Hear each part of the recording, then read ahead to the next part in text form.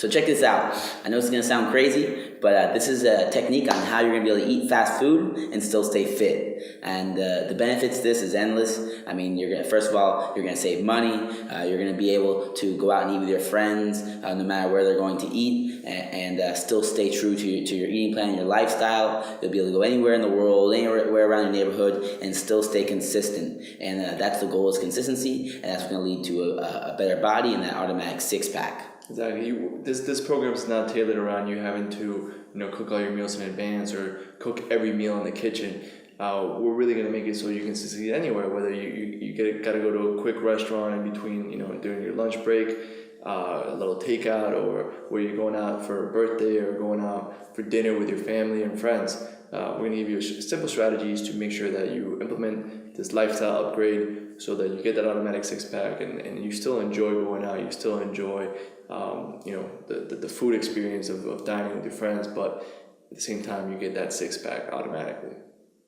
And one of the biggest things, and I would like to say actually the biggest, the concept you need to understand to be able to go out and eat fast food fast, is to be assertive. And let me correct this, eat fast food fast. When I say eat fast food, is we're going to be able to go out to restaurants, and we're going to try to stay away from our generic fast food restaurants, but all the restaurants are, estimated through the research that we've done, 200,000 table-side restaurants now in America, and the number's always climbing. So there's so many, and they're so easy to get to. We want to be able to go there and eat our food, eat it fast, and still stay fit. So that being said, the number one rule is we need to stay assertive.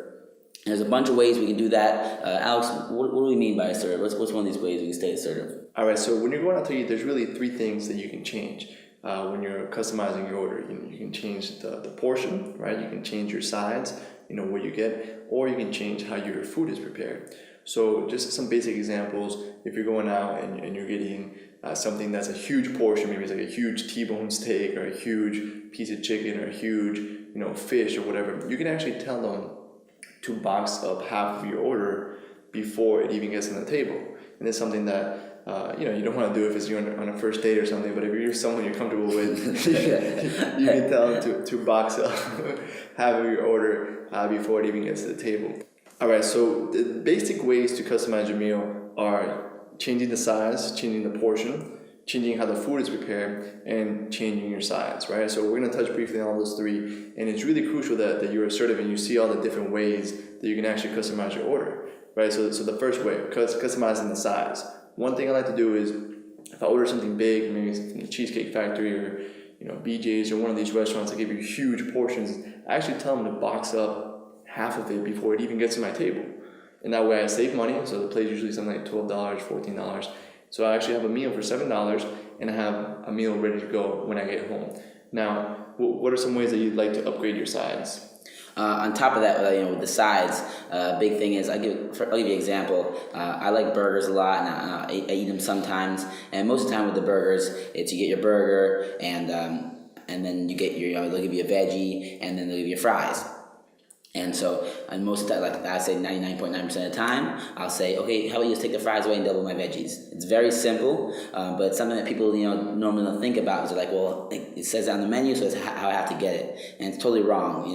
What's on the menu is a suggestion. You're a paying customer, you're paying them, they're not paying you to go there. So you have all the authority. So there's nothing to be scared about. Be assertive and tell them, I don't want the fries. I like double veggies, please, steamed, and we're good to go. Tell them also what we do at Chicken Kitchen. We eat at Chicken Kitchen a lot, and they usually put a huge amount of rice and a little bit of chicken. And what Alex is saying is totally true, and it's seen everywhere, especially where places that serve a lot of carbs. Rice is very cheap, pasta is very cheap, so they really load you up on that because it's very filling and it's very cheap. So it makes sense. They're giving you a lot for a little bit of money.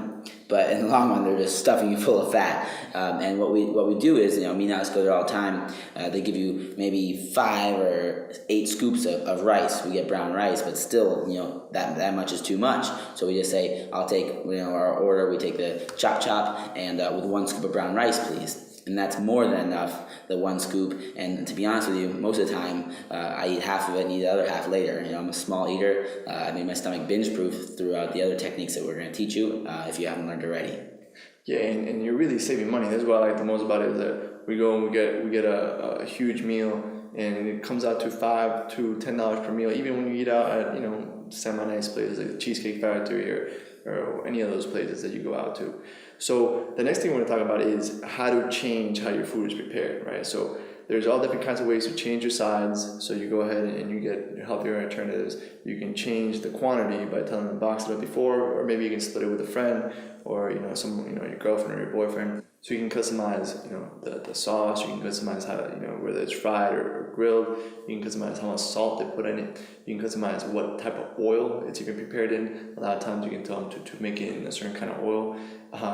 And you can really have complete control over your order. And you don't have to order from that menu. So you really have to be assertive when you go out. What are some other ways that you like to customize? Yeah, just like Alex said, we can't stress this enough in this video, is that you really have to be assertive. So, whenever you're ordering something, I'm going to say it again and again and again, you're the customer, you're paying them, they're not paying you. So, if I'm ordering chicken and I see it comes with this salty butter sauce on it, I'll tell them at the very, worst time, maybe just put the sauce on the side, so just in case I can try it, or put a lighter coat. They like to, fill that, like the chicken up with that sauce, because it's a little tasty, but it's also extremely high in calories. On top of that, you got fried to grilled. Anything that comes fried, you always tell them to grill it. The seasoning, you can tell them to put the seasoning on the side, or say no salt. Like Alex said, with the oils, you can change the oil that they put on it. You can say no oil, no butter, steamed instead of sautéed in garlic butter sauce. So these are all at your disposal. You can use them whenever you want. I mean, these restaurants, they have multiple stoves. They don't have to sauté everything in butter. They can steam it and they can boil it. So it's very simple, but they just need you to tell them what to do. On top of being able to tell the restaurant or your server what you want or how you want your meal prepared or cooked, you should never just go off the menu, like what reads on the menu if it says it's cooked in this and that, or sometimes it doesn't even say how it's cooked. So make sure you always ask in details of what's it cooked in. It's cooked in butter or olive oil, and they'll tell you. And if they don't know, it's very simple. They'll go and ask, and you can easily tell them. All right, so another big thing is don't try to get your money's worth when you go out to eat. Let the restaurant get the better end of the deal. Sometimes I know I used to go out and do buffets and things and be like, I'm going to make my money here and get the better end of the deal. Say you pay $10 for a buffet and you try to eat more than $10 worth of food. Let the restaurant make money. You're going to feel better after you leave. You're not going to be stuffed. And it goes for everything. There's a certain meal that you're not really enjoying that much. Feel free to not finish it and leave it there, and maybe get if you don't eat that many calories, you can even maybe enjoy a dessert later. A little tip is, if you really this want to be one of your Ben meals, you can choose between either, if you really like an appetizer, if you really like a certain drink, or if you really like a dessert, I would choose one of them. If you're going out and bending, be like, what would I enjoy most right now? A certain drink? Would I enjoy a certain appetizer? Or the certain dessert? And especially if you don't eat the whole meal because it's not that good, and you just get enough to where you're satisfied, you can enjoy a piece of dessert and as one of your Ben meals, if you will. So that's something to keep in mind, is to never think that you gotta get your money's worth when you go out to eat, because really you lose if you try to stuff yourself to the point where you're eating more than you paid for. And some of the common little sticking points that really give you that huge pitfall are really simple to stop as well. One is water, 2 is the bread, and 3 is peer pressure in your friends. And they're very easy. The first thing that happens when you go to a restaurant, the first thing you usually order is your drink. And it should be water from now on. And we said a little earlier, Alex said you can choose between a cocktail, a dessert, or an appetizer. That's fine. But 99% of the time, you want to order water. It's going to be a lot better for you, and it's going to save you money in the long run. On top of that, you want to deal with the bread. Now, when you're going out to dinner, most of the time, you go to a littler, fancier restaurant, they're going to bring you bread. And it's very easy to stop this. All you do is, when the waiter comes or the waitress comes and asks you for your drinks, you tell them, leave the bread in the kitchen. We don't need that, because that bread's there. You're gonna eat it eventually, and you're gonna keep on snacking and before you know, the whole basket's gone. So we don't want to do that. And these are very simple things to cut 400 or 500 calories out of your meal, and you're gonna still trim down on that belly fat. Yeah, and the next common thing that really messes people up is dealing with peer pressure, right? So you'll go out and you got this new lifestyle you're doing, and maybe the friends you're going out with are ordering beers and they're ordering all these fried appetizers, and maybe they'll comment on what you order, and you got to ask yourself, is it worth a little bit of them cracking a joke on you? Is that worth dying fat, or dying without getting the body that you want, or feeling like shit, you're like complete shit in 30 minutes to an hour? So you got to decide, is this little ridicule worth, kind of as an experiment? Anybody that really makes fun of how you're eating, kind of look at their body and see if you want to adopt their mindset and their eating habits. If they have a body that you love, most likely they're not going to be ordering all kinds of crazy fried foods and beers and things that are going to make them feel crappy in 30 minutes. So something I like to do is those people that make fun of me when I'm ordering my water and my vegetables and my healthy lean proteins, is I watch how they feel when we're leaving the restaurant. They're usually going to be very quiet, they're going to look very tired, and they're going to go home and take a nap, while I'm feeling great, ready to do whatever it is I want to do. So remember to not focus on that moment. Think 30 minutes ahead. How are they going to feel 30 minutes from now compared to me when I do follow this program and this lifestyle and I feel great? And even in the future too, how you're gonna feel in 1 year, 2 months, 3 months, and 2 weeks, with your six pack, and how they're gonna feel not with their six pack that they say they don't really want, but the reason they're saying that is because they don't feel like they can get it, and now you have the tools to do it. Yeah, and when you're ordering, do exactly that. Like maybe the food that you're ordering on taste is maybe a 7 or an 8 instead of a 10. But also measure how it's gonna make you feel from 7 to 10. When you're walking out of the restaurant, and then a week from now, a month from now, a year from now, where you're gonna be. So yeah, the food, you can order something that's a 10 in that moment for those 5 minutes while you're eating it, but then your insulin spikes, all the blood goes to your stomach to digest, and you have to go take a nap. You get a shot with a tranquilizer dart, and you're about to go take a nap. You're about to go into serious coma, where you can't even think clearly, you're dumb, you're slow, and you just have to go to sleep. There's no other way around it. You have to use all your resources now to digest instead of do whatever it is you want to do. So some simple tips, some simple things to avoid. Now we're going to give you an actual ritual that you can practice when you go out to eat. And it starts off with, before you go out to eat, first things, obviously remember to have your snack 2.5 hours before. So if you're going out to eat with your friends or whoever at 9 p.m., make sure that you ate at 8:30. Before, so that you're not starving when you get there. Exactly. And honestly, you can, if you think, it depends where you're going, but if you eat, you gotta also calculate the time for the food to come out. It's gonna take around 30 minutes to 40. So really, your snack, you should be having it around an hour and a half to 2 hours before you go out to eat, to calculate for buffer for the time that the food's gonna come out in. Yeah, and just like Alex said, you want to make sure you're staying with your snack.